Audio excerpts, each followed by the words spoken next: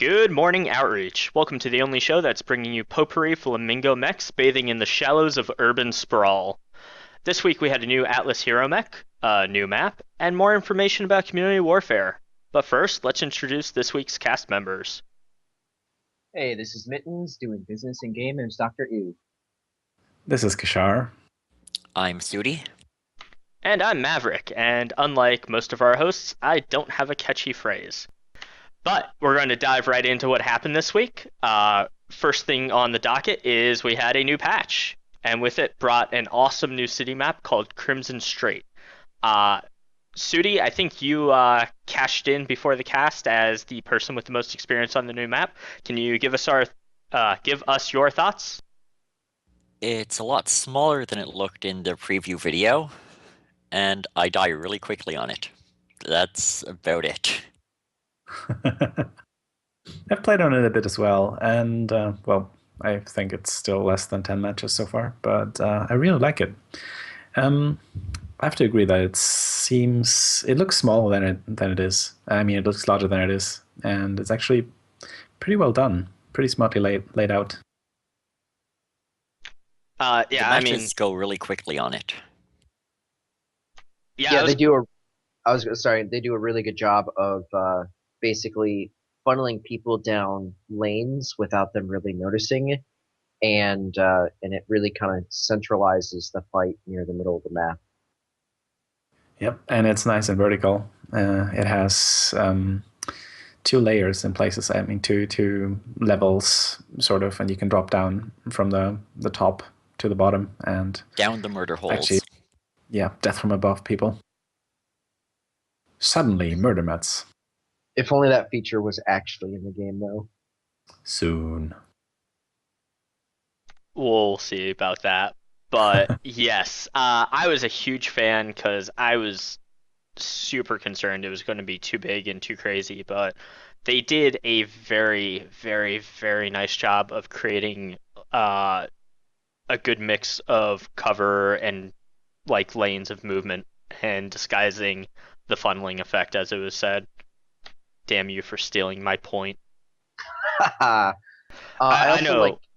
My biggest concern when we saw the preview of it was these buildings are super spread out, and I didn't feel like it was gonna like give a real nice sense of it being a city. But once you're actually like stomping around in there, it's not so bad. And I was gonna say I do like the fact that they did a good job of reusing a lot of the assets they've made as far as environmental terrain goes, without it really feeling like it's the same map as River City. They also have some of the railway stuff that we saw originally in the Canyon Network, so they're kind of pulling stuff from, I guess, their bag of environmental terrain, and hopefully they can start pushing these maps out a little bit quicker.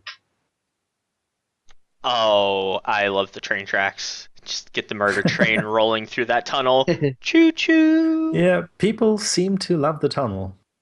It's nice and curved. I like the tunnel. I am a huge fan of tunnels. It also has an exit in the middle, which is pretty cool. So basically, if you haven't looked at it yet, it has a city with a big mountain in the middle, and kind of two quarters on each side, or two districts or whatever. There's a mountain pass, and then there's a tunnel, and then there's a city route. So basically, you have a three-pronged way, three paths between the two spawn points again, as in most of the other maps. Yeah, I think that that mountain pass you referred to, Kashart, is probably, I'm going to say, the weakest point of the map, because it's just kind of like a very, very narrow, crestable hill, and a couple of times the match is just kind of dragged out because both sides knew that there were people on the other side of the map, and there's not a whole lot you can do other than, crossing your fingers, going in for the charge, dying, and hope you take one or two with you. On the other hand, if you start in the side that is not on the seaboard, sort of, you have lots of cover with kind of medium buildings, And on the other side, with the two levels, you actually have, well, the two hate levels. And as the team on that side, you can be on top or you can be at the bottom. And you have a bit less cover, but sort of more variety in maneuvering. It's a crest, as there are many others and many maps, but yeah, I think it's actually not that bad.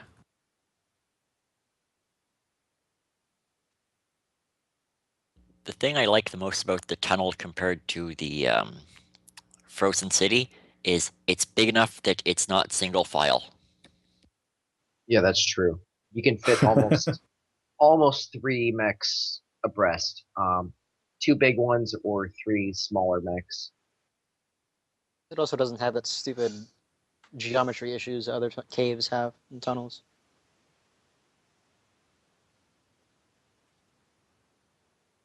Suddenly, Yep, a wild and, cave appears. I'm Hello, too cool for Caboodles. intros. Welcome to the cast, Caboodles. Yeah, I'm too cool for intros. Sorry. I mean, yeah. He shows up when he feels like it, saunters in, sets his glass down, hit me barkeep. Fashionably late. All What are right. your thoughts on the new map, Cape? Oh, it's fine. I don't like spawning on what's it, the island side? Over You- by the bay, rather than kind of inside the city. I like that side more. Because you can the tunnel seems more advantageous to the I guess the seaboard side than the other one.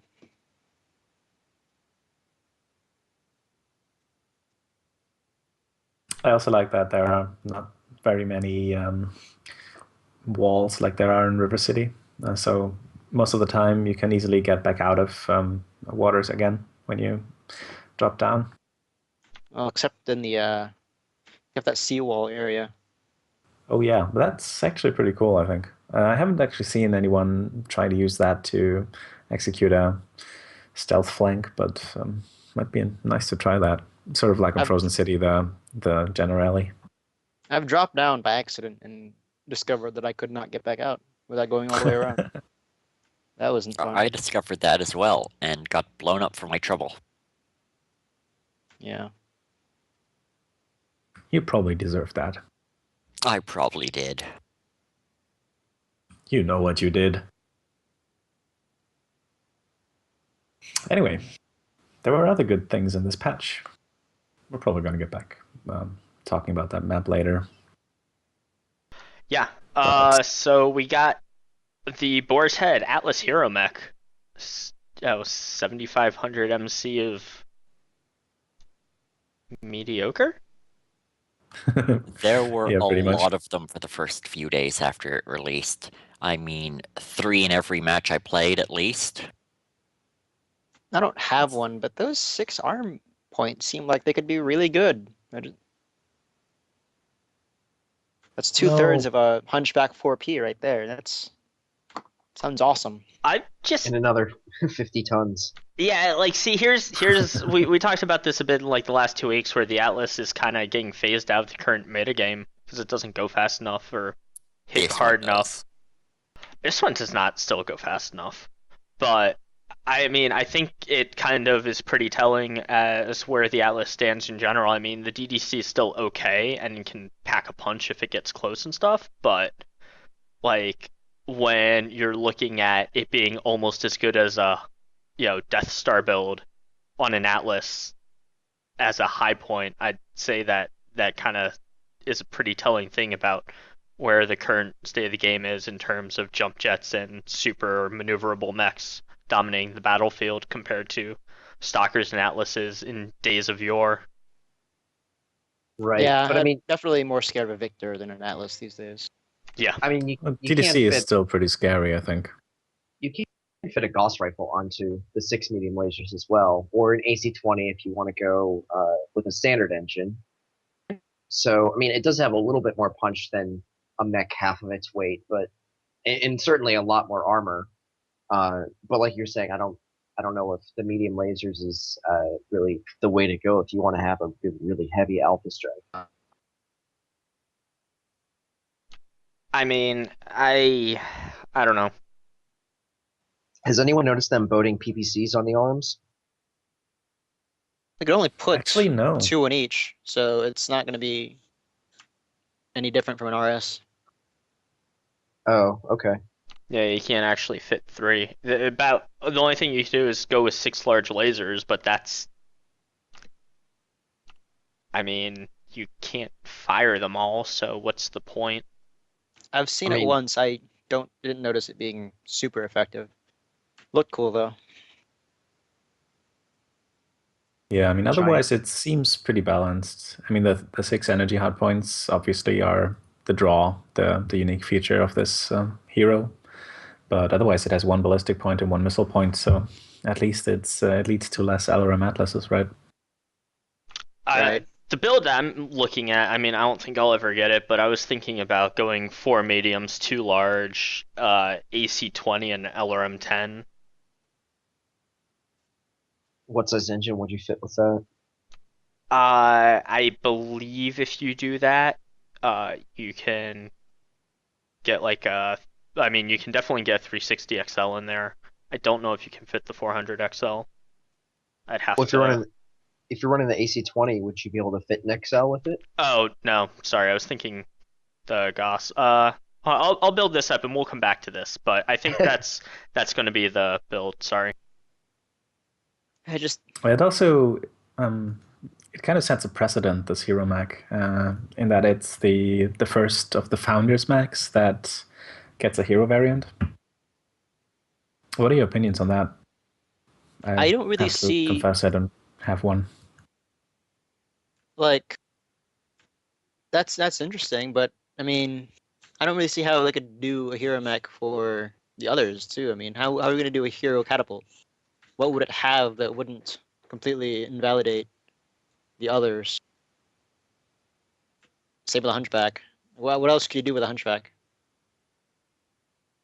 Yeah, Ballistic. Can More kind of do missiles. everything.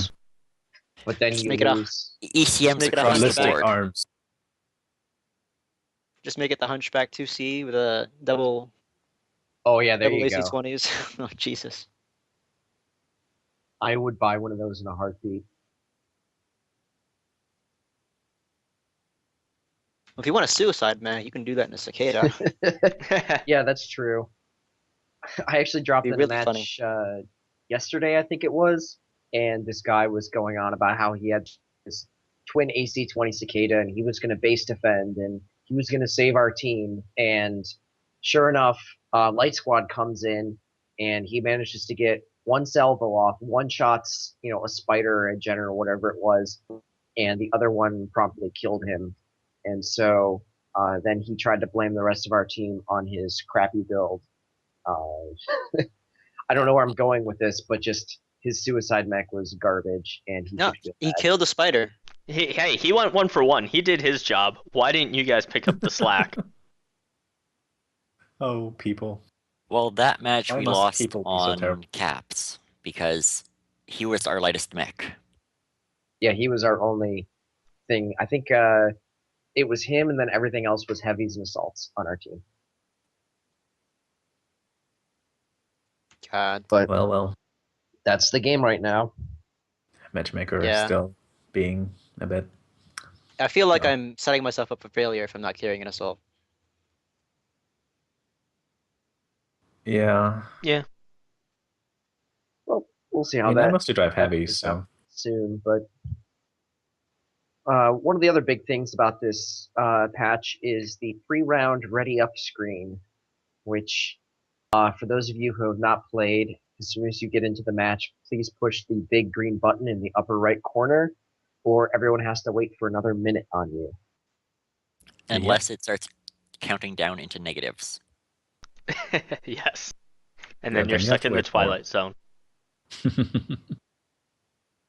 it's I think it's actually a nice addition. I mean, it's the button could be more prominent probably, but at least it kind of gets people talking, and a more social game is better for everyone, I think. I think most of the talking is push the goddamn button. Well, It yeah, is, there's that. and it's on a 3-second delay. Or Yeah. in the case of, people trolling you, you get the people that grab command and just start shuffling lances because they can. So much frustration when that happens. Yeah, I think many of us have started to just grab company command as a precaution, so that that doesn't happen if we drop in a full pre-made lance. It would be Yeah. nice if you could actually lock your lance. I think someone suggested that to. Yeah, I had talked to Brandon. Brian just super briefly on Twitter about it, and he was a little confused. It's like, this isn't, something new, but, I was trying to explain to him that, hey, like, you made this feature front and center. Of course, more people are going to be using it now.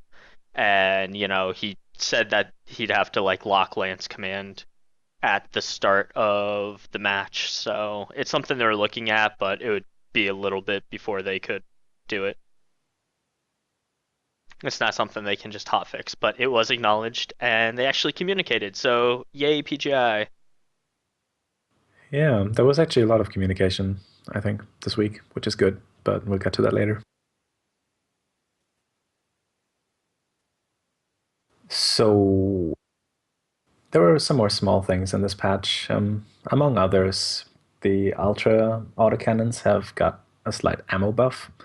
So per ton, you now have 30 rounds of ammo, except instead of 25 tons, which is good, I think, because I just always carried way too much ammo for those. Yeah, this has made the murder mets even better.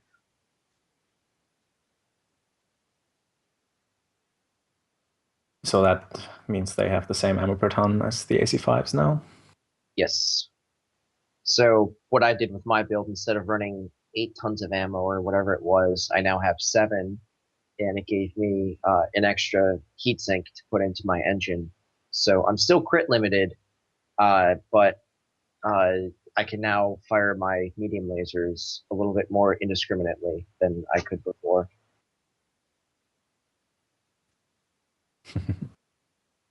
Yay. Well, that's a small addition that I think is very welcome, and just a continuation of the rebalancing of the Ultras. What else? Jump jets. Oh my god, yes. Best change ever. Oh, yeah. Jump jets are so much more useful now. Not that they weren't What before, did they actually do? Well, yeah, but I mean, if you were driving a slow mech and you get caught up on those tiny pebbles of doom and it cuts your speed to 0, now you have to start backing down and build your momentum up before you could try jump jetting over it. But with the change, now you get a little bit of forward thrust when you're jump jetting. So it's enough that if you get stopped, you can smash the space bar and hopefully it should have enough fuel to carry you over that small, tiny obstacle.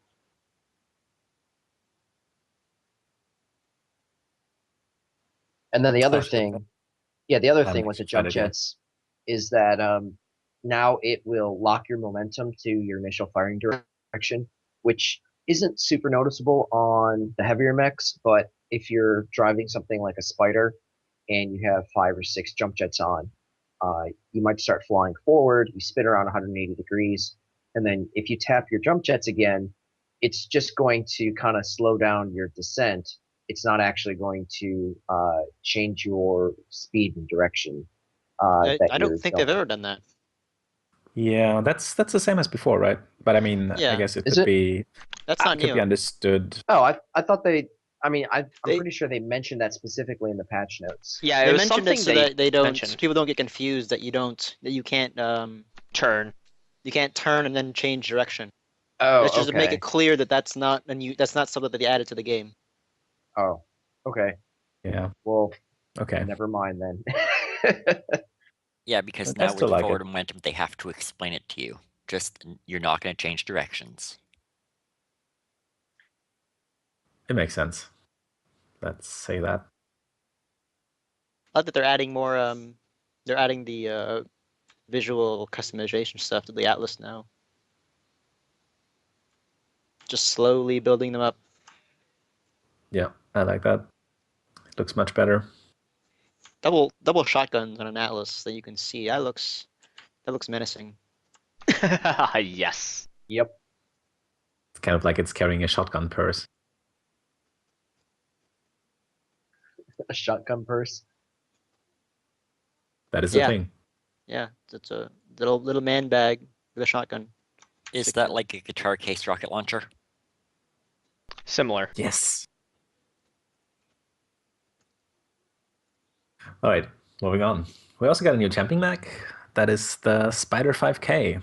I'm a bit puzzled that they didn't choose the 5D, but I guess there are enough ECM spiders running around. So this one has a loadout of 1 ER large laser, 4 machine guns, and I think 2 tons of ammo. That's 4,000 rounds, and a 255 XL engine, which is it's a decent loadout for that mech. It's almost exactly what I run on my machine gun spider. Yeah, I think I was running a regular large laser for the heat, but yeah. No, I think it's an ER. I mean, there's no point in running irregular. I mean, you Yeah. might as well go to the ER because you're not going Yeah. to overheat at all. Fair point. Yeah, it's about the same. Yeah, also, all of the trial mechs, they've been changed. Don't actually know which ones are trials right now, but they're all champions again, which is good. I think in the Yeah, it's a latest good set of Ask the champions. Devs, in the latest Ask the Devs, they said that they were changing the way new players are brought into the game with UI 2.0. So there will no longer be a need for trial mechs, and I think they're starting to realize that the system we have in place right now is suboptimal for new players. So that's a good thing. Yeah, new Alright. tutorial should be really useful. I made my brother, played like for about a week back in May, like 2 weeks, and I made him play again last week before the patch hit. But I made him run the tutorial because he was kind of like, I don't remember what I'm doing. I was like, just go do the tutorial, and then he went out in his first match, like racked up a freaking 600 damage 4-kill game in his Death Star. And this was a guy Nice. that played for a week and then got super frustrated because he couldn't control his mech properly and the PPC meta was terrible and stuff. And he went out and just the tutorial before a match was enough to let him like get comfortable with playing again. And just mandatory be able to tutorials go out sounds- and it's something that should have happened a while ago, but like the value of it cannot be understated. I kind of want to see like tooltips in game kind of thing, because I know when I played the Battlefield 4 demo or beta, I guess, they had a bunch of little hey, push this button to do this sort of thing, or all sorts of little reminders that you forget about sometimes. Yep. Like that sort of thing could be useful, like especially with LRMs. Like if the game notices you, hey, you're dump firing LRMs into something that can't take damage from it, then it should be a big thing that says, hey, stop doing that. It's not doing anything. That would be really useful. Or PPCs, That's yeah. people shooting That's a medium good idea, lasers actually. at kilometer away targets, It's not doing anything for anyone. Why are you doing that? And then you can turn it off if you dig through the menu and Right. switch it off. That's actually a great idea. Oh, what was it? Oh God. Well, a perfect example. What we were playing the other night, and we made some comment about, just click your name in the ready window, and like 2 of the people in the group had no idea you could do that, and they've been playing since closed beta. Wait, you can do I that? was one of those people. I'm Right. ashamed. I was one of those Wait, people. You can Are you just serious? Yeah, when you're in a Yep. group, you can just click your name in the social window, like in the group tab, and it readies you. You don't have to exit out of the social to click the ready button. And it isn't as Oh. buggy as clicking the ready. Yeah. QED? I actually thought you were talking about the pre-match loading thing. No, Oh, okay. no, I but was like, still in the launcher. yeah, in the launcher. But again, like, Sudi's been playing since closed beta, and he didn't know that. Like, because I didn't know there's that. nothing that actually tells you you can click this and it works. Like, there's no. And Like, the only time that feature would be discovered is if someone did it by accident. yeah, I think that's the way I learned about it. And the worst part is there's that big ready button up on the top that you can't press. yeah, it's like nope. You Well, can't It's like, use I'm this. trying to press the ready button, it's not readying me, so you leave the screen. You don't try and click somewhere else, because that button says ready. Well, I think it's fair to say that this out-of-match UI that we have right now is kind of abandoned. All the work goes into UI 2.0, so Which Like, how many it people should. didn't? How many people didn't know you could scroll through your list of mechs in the launcher With the scroll wheel. with a scroll wheel? Wait, what?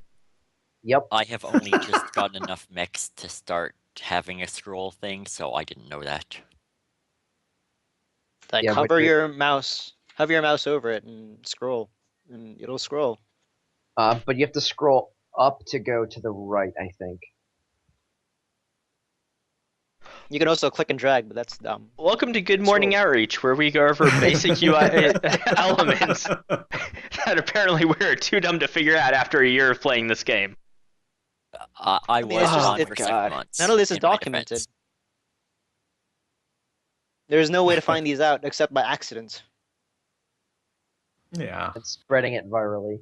Is it faster than the damn button? So much Oh faster. yes.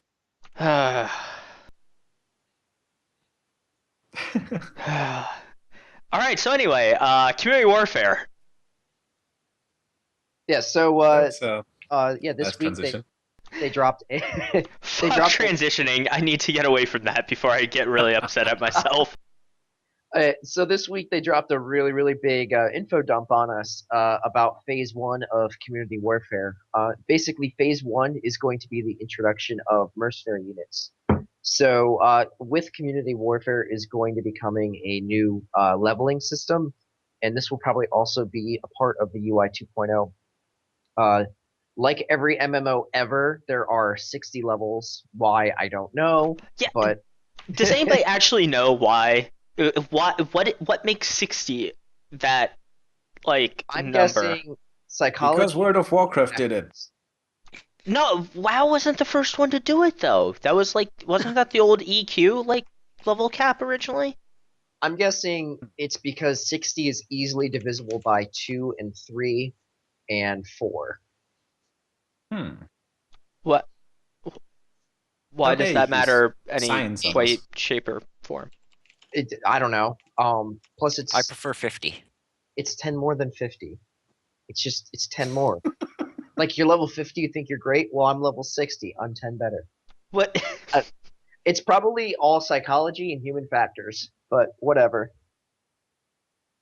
So anyway, Who knows? the mercenary unit is formed. You need exactly 12 players, all of whom must be level 10 in this leveling system. They say it should take about 2 hours of playtime in game to get to level 10. So these founding members must, between all of them, have 12 of these mercenary review board authorizations inside their inventory. And these will be for sale in the in-game store for 18.8 million C-bills, which coincidentally is 1/12 of the cost of a Union class dropship. So when the 12 founders form their group, the leader of the group is presented with a button to form a mercenary unit, and the group is required to unanimously consent to form the mercenary unit. And the leader chooses the name. The unit is formed, and their mercenary corporation has 1 Union class dropship in its inventory. So Just a I quick feel note. like there's a Congress joke hidden in here somewhere with the unanimous consent to form. Well, There's- what I was going to say Filibuster. is there's the 18.8 million C-bills was still subject to change. That was a preliminary number, so we don't know what it's actually going to be in the end. Like, converting that Probably to subject MC, to balancing. 18.8 million C-bills converts to about 7,500 MC, which is a boar's head. What? Except you get far less from selling the boar's head, don't you? I mean, yeah, you can't just buy a boar's head and convert it. No, you have to buy 2. Jesus. Yeah, so this is But, definitely something that requires someone to play the game. This is not a pay to win sort of situation here. And because you do need, you don't need every one member having one of these authorization chips, but like you could have one person have three of them and two people have zero. It's just you need to have 12 total, and everyone needs to agree to form the unit when you have the 12. Uh, and then just some more background information. The mercenary units are subject to game moderator scrutiny, and you will be forced to change your name if it involves profanity, offensive language, or infringes upon a canon mercenary unit. So no Grey Death Legion, no Wolf Dragoons, etc.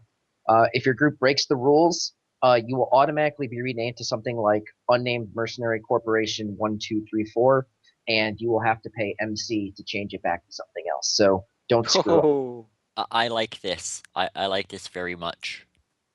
is that how there's always these like inappropriate number people walking around? I've seen so many of them. Yes. Yep. Yes. Okay. Yep. I was always wondering So- about That's that. people Yeah, who if so- are Yeah, if someone moderated. reports your name, then they will moderate your name to unknown pilot, whatever. And then basically, once you have your mercenary group formed, the leader has the top rank, and the other 11 members will start at the lowest rank. But you pretty much have standard guild / clan type moderation privileges. You can rename all the ranks. You can change what privileges they have, whether you can promote or demote or recruit members, change the tax rate, change the mercenary corporation name, things like that. Also, mercenary units, if you are a member, you will pay a portion of your earnings to a unit tax rate, which can be set by the mercenary unit. You can also donate C-bills directly to the unit, and they wanted to stress that money cannot be withdrawn from the unit to an individual's account. So it won't be like Eve, where you've got the leader of the group has several billion whatever was it ISK I think, and just kind of pull it out and go screw you guys and leave to unknown space. Yeah, so it's basically a contribute only and no withdrawal Right. situation. Yeah. Right. And Have then they mentioned what we can spend that money on? Dropships, bases, and yet to be announced things. yeah, I'm guessing that you'll be able to buy mechs that are used specifically for community warfare type events. They also mentioned it's kind of like tucked away. It wasn't really, highlighted, but they kind of mentioned that holding planets will also generate revenue for your mercenary unit. Oh, nice. Yes. And kind of with that, I actually just noticed this afternoon, if you go to the MWO Mercs page and click on the maps, there's some information about each of the maps that most of that shows up during the loading screen of like what the temperature is, surface water, etc.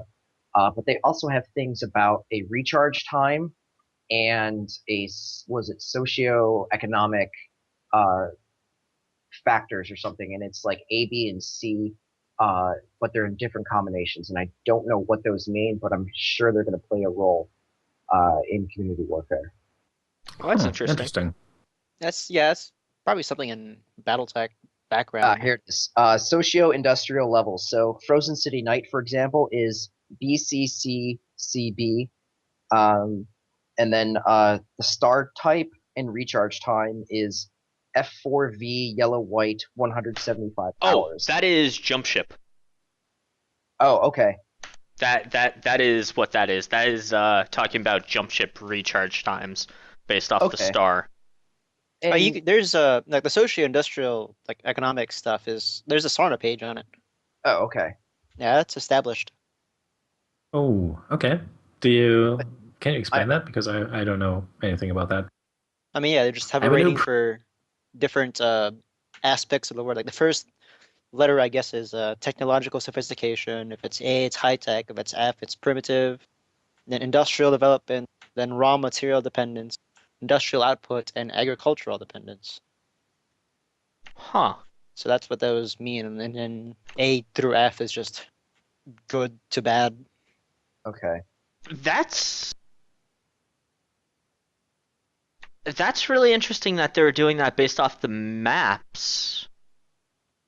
I don't know if is it based off of the map? Are these places based on any actual places in the game? I They're don't in think Well, BattleTech they so? list the name background? of the ruler of the place, so I They list the imagine. ruler, number of satellites, time to jump point, atmosphere, um, the recharging station, the hyperpulse generator class, native life, and planet population.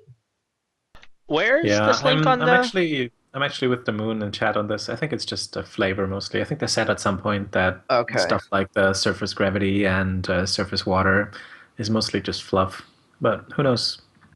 I could picture them putting the social I- industrial levels into some kind of Yeah, this is socio-industrial and the recharge time and stuff. That is talking about with community warfare about how it's going to take you time to move between planets and whatnot.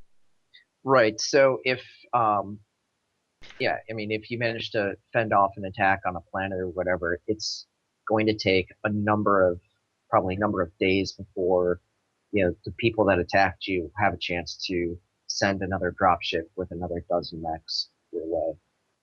No, but we'll wait and see, I guess, on that for the next phase of the reveal. so if you could it's forthcoming. so it takes 200 hours to recharge at Crimson Strait. Does that mean that if you travel to whatever planet is there, it'll take you 200 hours to be basically stuck there for 200 hours before your jump ship can recharge? I think those mechs and that dropship will probably be stuck there for 200 hours. That's interesting. If they do that way. I mean, I could see them having some sort of abbreviated thing where like an hour of real time is maybe 24 in game or something. Well, that's still only 8 days with 200 hours, so. Just be a week in Crimson Strait. I mean, hey, if you like the map. Never visit Terra Firma or Alpine. Yeah, if the planet is important enough. Now what? The recharging station thing is interesting though because in the BattleTech lore, the recharging stations allowed jump ships to recharge almost instantly.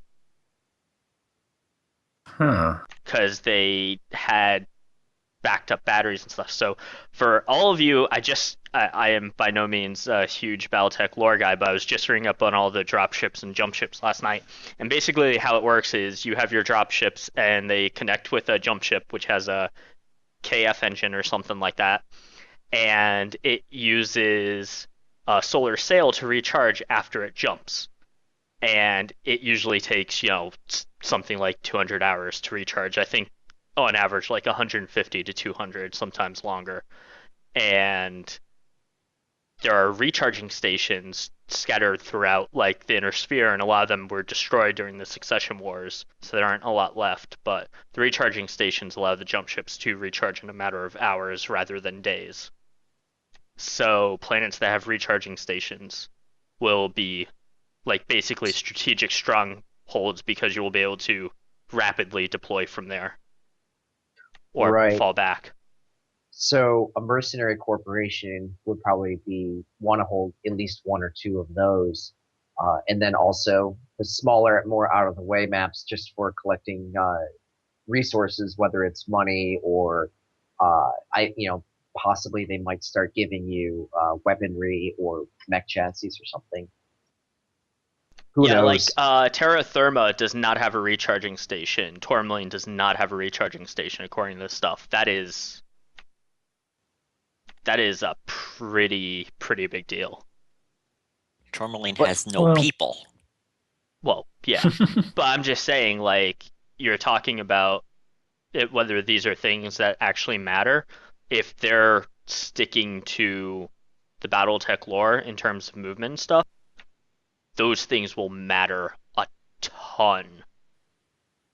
Well, we still have And to keep in mind that we don't know anything about how they will handle different maps, different types of planets in Community Warfare yet. So I do this is know all that there is speculation. the giant ass XML file with thousands of planets already in the game data. Yeah. Yeah, there's what, like 3,500 or something like that? I think 2,200, Oh, okay. but Well, thousands we of have how many planets. maps now? 10 or something? Uh, At the rate of Counting about variants? one map every 2 months. Yeah, I'm curious So to the, see how the they. game will be finished by the year 3000. I mean, we've got 12. 12 if you count all the variants. Yeah, ballpark. Which isn't bad. Actually, here's a question. Are Frozen City and Frozen City Night different?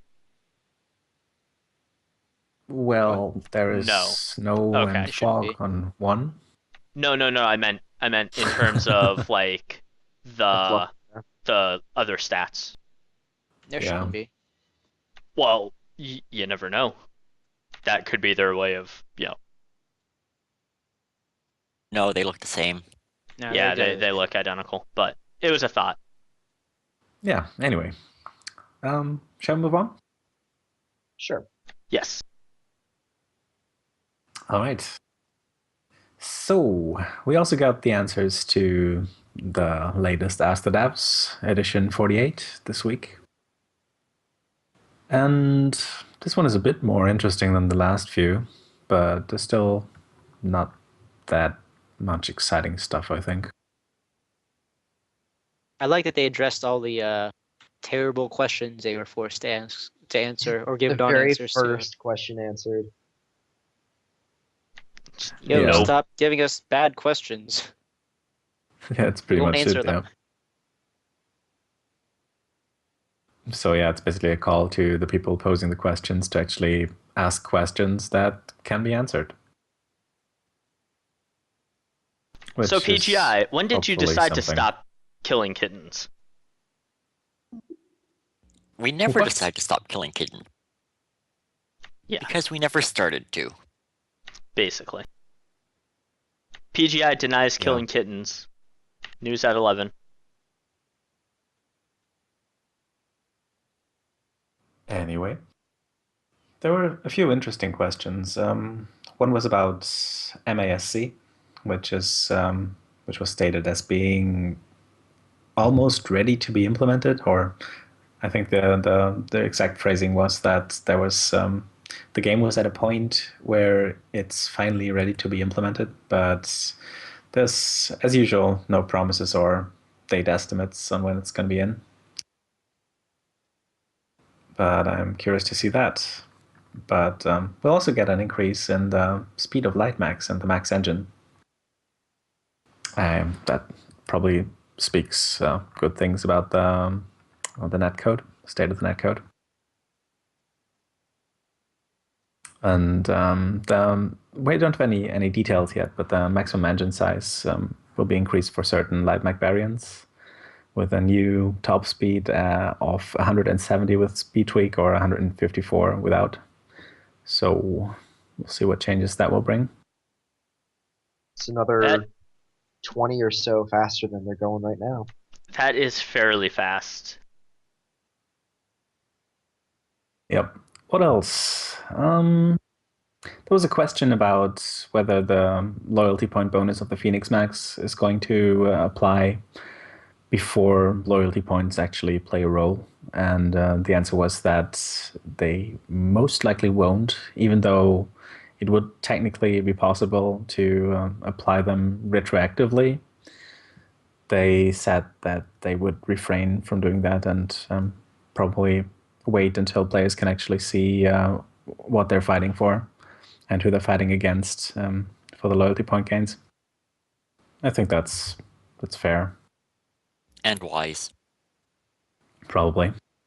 Otherwise, people might end up with very, very bad loyalty points for factions that they actually like because they accidentally killed people that belonged to a faction that they liked.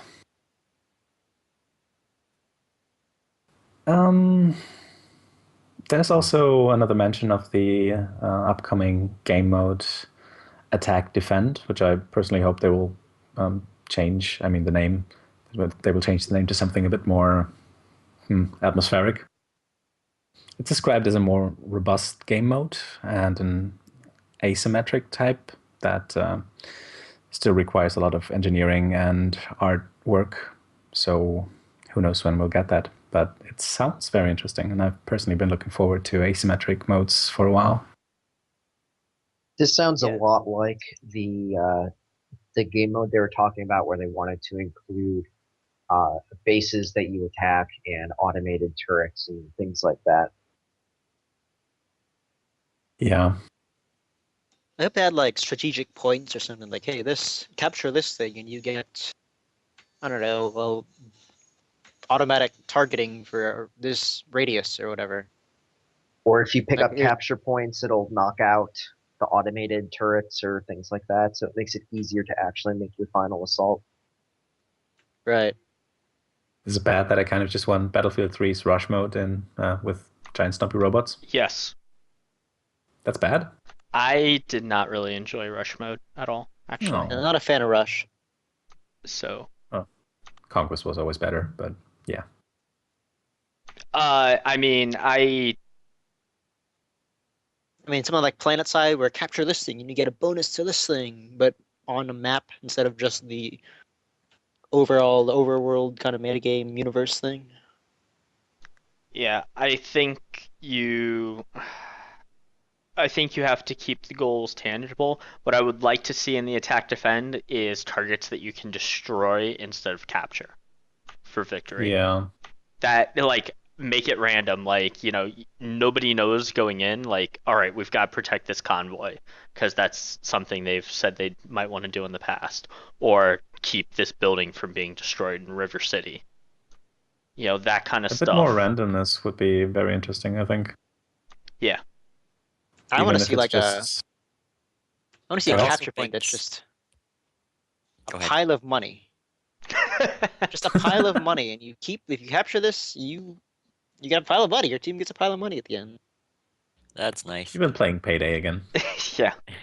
Actually, I One haven't been thing playing about- Payday. One thing about attack defend. How do the defenders know exactly what it is the attackers are going for? Because They're defending it. yeah, they wouldn't be there to defend it if they didn't know it was important. But if there's a convoy going and the target's actually the base over there, I'm sure that it'll say something at the start of the match of, you must which defend. would be a shame. No. I would like you must defend like of these items or destroy 2 of these 3 items or whatever. So it's not just here's a big pile of mechs surrounding the objective, the one objective. Yeah. Right. No, I mean, anything that'll multiple split the objectives blob would up. be good, but I don't know. I think there should be a mix between having to capture stuff and destroy it. I mean, I remember the old MechWarrior missions where you have your primary, your secondary, and like 2 tertiary objectives. And I would love to see that kind of contract system come back.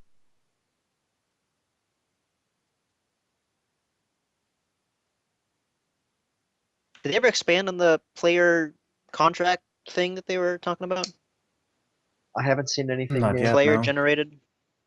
I don't think so. I mean, it sounds really, really, really cool, but at the end of the day, I think it's going to be a lot more lackluster, just because the focus of the game is already to kill the other players. So, what's the point of player-generated contracts? Well, I guess it's all going to tie into the metagame of Community Warfare, which we still don't know much about. I mean, unless they go the crazy route where they make your mechs have a downtime after a match, like if they get shot to pieces, where you can have a contract to just completely wreck someone's mech, where it's not just enough to take them out of the fight. You blow it apart after you down it, just to cost them more. God. Like, but that gets into griefing level, so I remember when Repair and Rearm was in, and people would just strip the hell out of AFK people just to screw with them. I think that was justified.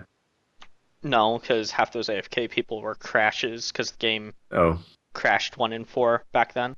that's actually a good point. Yeah. What else was there in the Ask the Devs? There was some talk about changes to the pilot tree because I think at some point in the past, PGI has talked about actually not having it be like the sort of unlock mechanic that we have right now, where you just unlock one skill after the other until you've got them all, but sort of more like a skill tree where you have a certain amount of points, like per player level or whatever, and you can only kind of make different builds or kind of invest your skills into speed or weapon heat management or whatever, and not just unlock everything and be straight up better. Yeah. So yeah, the I wanna answer see, to that like- was go ahead. No, yeah, that's what they were saying. I want to see, like, instead of here, spend this much XP to unlock this specific item, like you earn enough XP, you get a point, and you can spend a point however you want to spend it, and have a tree based on that. Put more The points It into would be this for that. interesting, really. The I only mean, problem I for see with that, example, yeah, go ahead. I think it would be interesting to just have the kind of a meaningful choice between a mech that can go fast or a mech that is heat efficient or a mech that is agile. And yeah, well, I think the key point is interesting choices. So right now it's just unlock everything and you're better. It's not, but if I unlock this, then I have to make a trade-off, which is always a more interesting game mechanic, I think. The only Yeah. problem that I see with that is that people are going to figure out, they're going to crunch the numbers, they're going to figure out what is the best build for this mech. And that's all you're going to see. It Well, happens they with always do. nearly every game like that. You're going to have some min-maxing power gamer who is going to sit down, crunch numbers, and say, you need to pick choice A, then choice B, then choice D, and that's just what everyone's going to run because Well, that's let's how the game is played. But not I think everyone that's half- plays exactly the same way. Yeah, part of the fun is trying to find, like, working at it and looking for the best way to fit this mech out. And I mean, Yeah. Yeah, and what the alternative is they- right now we have is you spend enough time, your mech will just become better, straight up better, and there's no real tweaking involved. Just this is better now. Yeah, and for example, if you run a Jenner as a laser boat, then you probably want heat efficiencies. But if you run it with lots of streaks or whatever, then you're going to want, I don't know, maybe a missile lock-on Targeting. time bonus instead. Yeah, so it's meaningful, and it would kind of play into the loadout metagame as well, where we have right now, we already have people, as the Moon says in chat, we already have people trying to find the best build for a mech, and there's not a single best build for a mech. There's always something that is more, considered better or considered more optimal in the metagame. Like we had the pinpoint meta for a long time, but Still have it's it. not. Yeah, we still have it, but it's not as bad anymore. And other strategies, other options are viable, and it would be interesting to have a kind of mechanic like that in the pilot tree as well. Definitely. Yeah. Anyway, the other things weren't really that interesting, except maybe the information that they consider the dynamic of ECM and Beagle Active Probe fine as it is right now. And do you disagree? Yeah, I Yes. mean, a hard counter to one of the most difficult weapons to use in the game. Really, I mean, it's just hard. You rely on too much luck and team compositions to make LRMs really viable. I actually had an argument about that earlier today, and I think the only thing that's not viable is boating LRMs. But LRMs as supplementary weapons are pretty good and pretty fine where they are. I'm gonna say this. Give me Avalon in a mech that can tag, and I'll run an LRM boat all day long, and will not give a shit about ECM. Yeah, until Avalon takes an unlucky salvo of PPCs to the center torso. I trust Av to avoid fire for the most part. I would like to see them split ECM up into the counter module and the disrupt module. So, and maybe distribute that among more mechs. So you might have a mech that can provide a bubble, but he cannot counter somebody else's bubble. I don't know. I It's a hard choice. I just think light pilots need to be like play a little better or a little smarter in terms of teamwork, because you only need the tag for the lock, which if you're an LRM boat, you should be running Beagle and target lock module, so you can fire off pretty damn fast. And Artemis, of you course. need Artemis is iffy. Yeah, Artemis is Because- kind of It only works I mean- for line of sight. So yeah. If Yeah, you're you a still get faster self-tagging lock-on. catapult, Like- then self-tagging works, but I'm talking about if you have a dedicated light tagger, like you've got a lance with 3 LRM boats and like a Jenner tagging for you. What you need to do is you all need BAP, you all need target acquisition and retention, and the Jenner just needs to light the tag up for roughly 40 or 0.45 seconds or whatever it is for you to get the lock and fire. And then he stops the tag for 4 or 5 seconds, then retags right before the missiles hit, so they reacquire properly and do their little left turn and slam into the whatever he's targeting. And for the rest of the time, he should be dancing around. The reason you have issues is you get people that are the same people that sit out there tagging in lights, or the same people that sit out there in their spiders at 450 meters with their ER large laser standing still. Like, pew, pew. What? Why did I die from that PPC sniper? It's like, well, you're in a goddamn mech that runs 150 kilometers an hour and you're standing still. Like, tag does not require you to have it locked on target all the time to be effective. You just gotta launch and then you launch and then reacquire for a brief moment while the missiles are in the air. Like, that's all you really need for tag. And I think that's where, you get the groups that are actually coordinated and can do it. Like, you do come across these groups in the game that actually have the dedicated tagger, and they are goddamn terrifying. Because the light does not stick around long enough for you to kill him. And he's smart about it. And I think LRMs are in a much better spot than people realize, but getting that coordination and teamwork is really hard to do because it's hard to find somebody that wants to be that light that does nothing but dance and tag. Lights want to do stuff.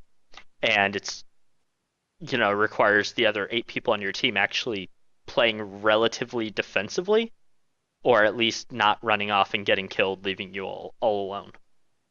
see again. You've indicated the problem right there. Requires Well, yeah. requires a lot. It's a lot of Well- work for not a huge amount of payoff most of the time. I think it's a great payoff if you actually coordinate it, because you're effectively hammering the other teams where they can't fire back. Yeah, Mittens, do you remember that game we had? I think 3 LRM, Yeah. three awesomes with 4 LRM 15s and 1. I think it was a Jenner or a Spider or something. It was an ECM. I guess it was an ECM Spider.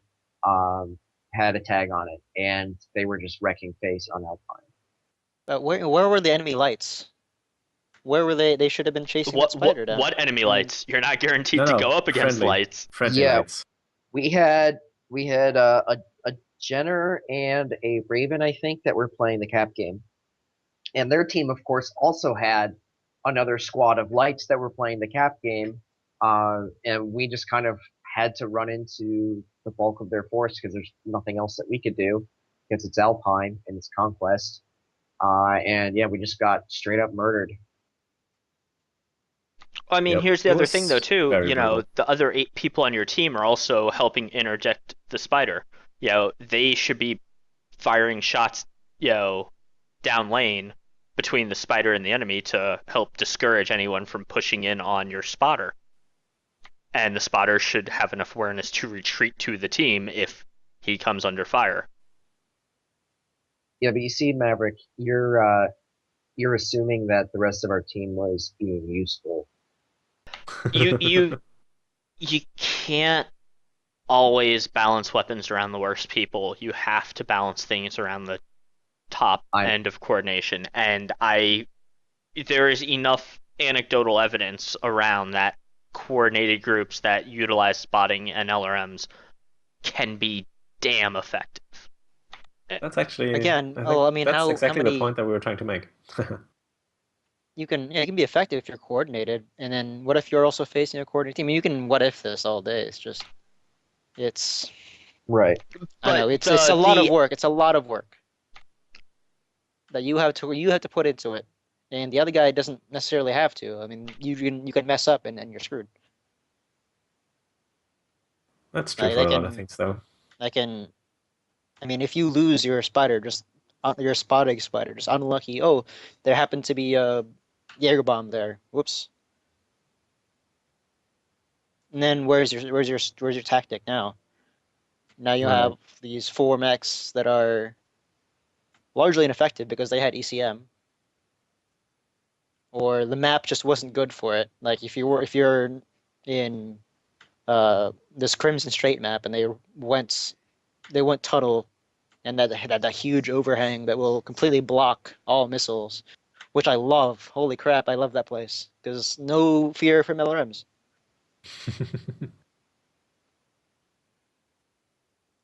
Fall back and force them to leave it.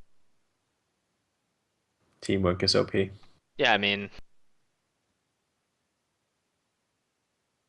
at the end of You the can't- day, you know, I am a firm believer that most matches come down to who makes the first large mistake. And if you're an LRM team and you try and engage under a huge overhang like that, then that would be the large mistake. I Right. mean, you don't have to engage in it. You just Well, no, if your but other lances aren't aware that you were a large LRM team and they go in there and now they have 8 mechs against 12 that have. But I mean, and at you're- the end of the day, PGI has to balance around 12-man teams that are coordinated. Like that is their end goal for balance. It has to be because, you know, any weapon's going to suck if you've got someone that can barely pilot and shoots at rocks all the time. Like I'll make an argument that Jaeger bombs are terrible if you show me someone that has a 12% accuracy with them. Right. I mean, Well, I mean, we haven't really played 12-mans in a while either, so no, well, you can't play both- 12-mans. You can't find games. is it that bad? Yeah. All right. I actually like for LRMs, like I think one of the big issues that it's just so easy to avoid because the moment they are fired, missiles. They have Well, a huge warning. You know, that goes back to how Tog likes to play him, though, is he runs like an LRM5 or an LRM10 on an otherwise balanced build and just uses it to herd people. Yeah, that's what I do. And that's... I'm not talk, but yeah. Yeah. No, I think, that's super effective. I love that. I think 6 LRMs are LRM5 actually- catapult for the same thing. Just lock somebody, launch a salvo, lock somebody, launch a salvo. I feel like putting LRMs on a mech like that is just an indictment against the state of SRMs in the game. That too, yeah. SRMs Well, are in a very, Still, very, very LRMs, poor I think, place. are a very good tool for psychological warfare. Still, it's subtle, but you can actually force people back into cover if they don't know how many LRMs are coming at them. Hell, sometimes And, even if they it's- do. it's interesting. Yeah, and even if they don't scamper back to cover, you're still kind of doing some damage, which makes it easier for your direct fire weapons to kill them. Especially I think since they're LRMs. Great as supplementary weapons, but probably not something that you want to build a complete mech loadout around.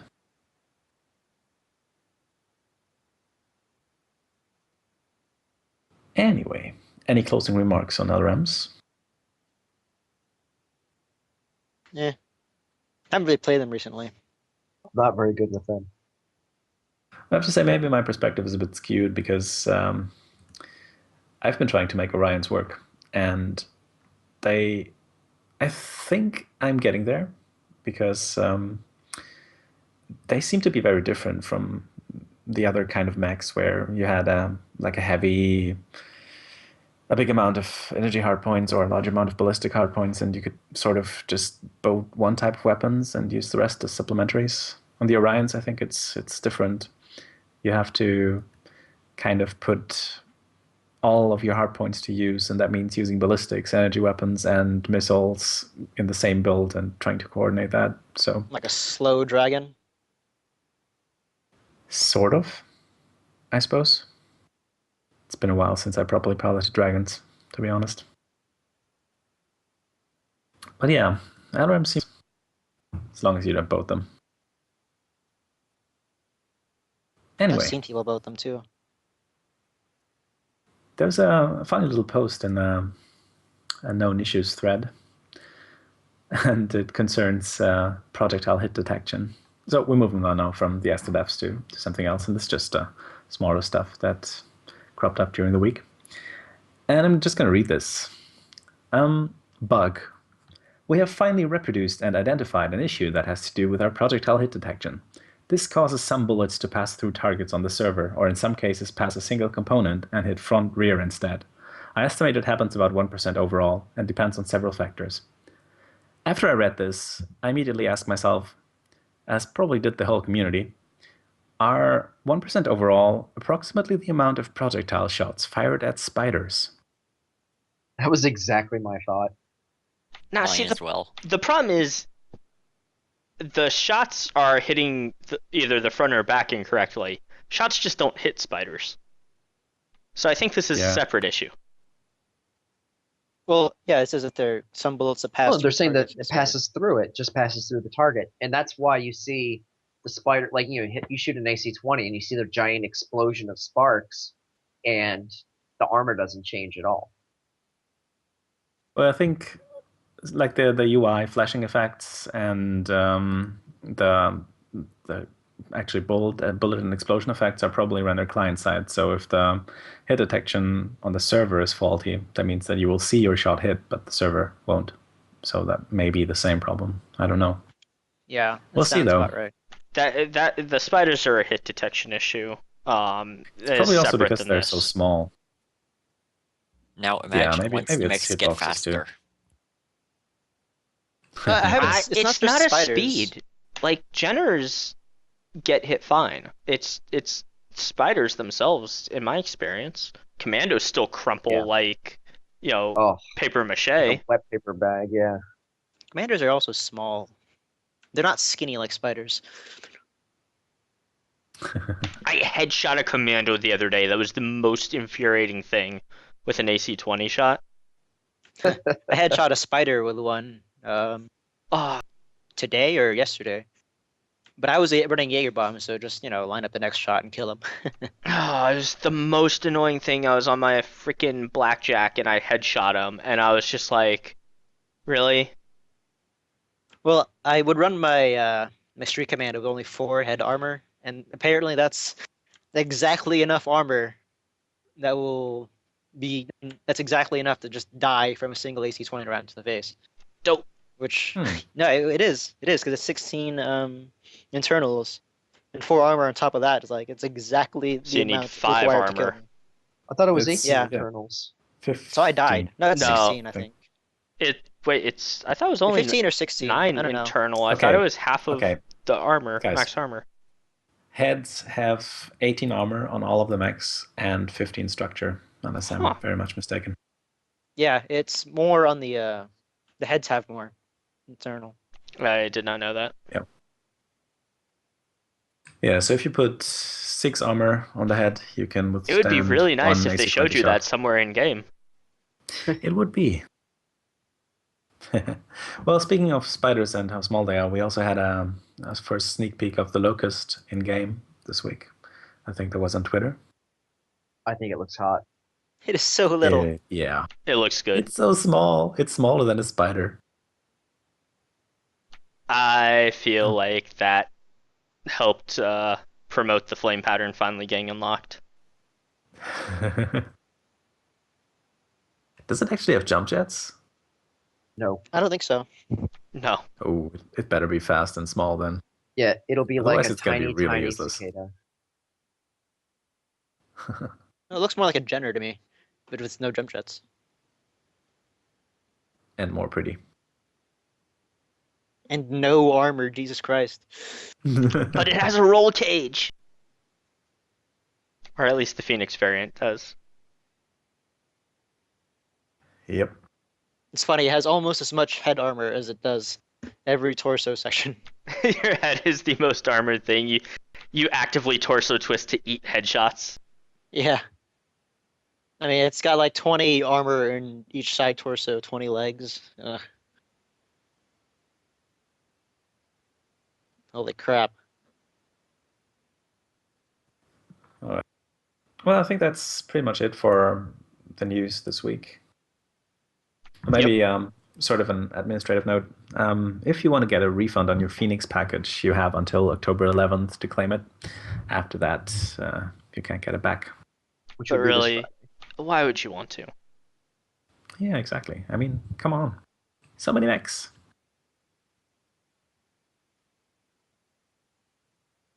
All right. There's also a sale on this weekend. I think it's still going until tomorrow or Tuesday, something like that. Tuesday at 10, I think. Oh. Or 10. That is my tomorrow. 10 Pacific. Damn it, Cash. Time traveling madman. Time zones are evil. Anyway, How the is sale. the future today? It's dark here. The You sale heard here first, ladies and has. gentlemen. The future is dark. It's because it's night in the future. My one regret about the Phoenix package is I will not get the Wolverine and Griffin until December. Because they look goddamn amazing. They do indeed. Anyway, sale. This is our last item of the cast, and then we will release you out into the wild, brave mech warriors.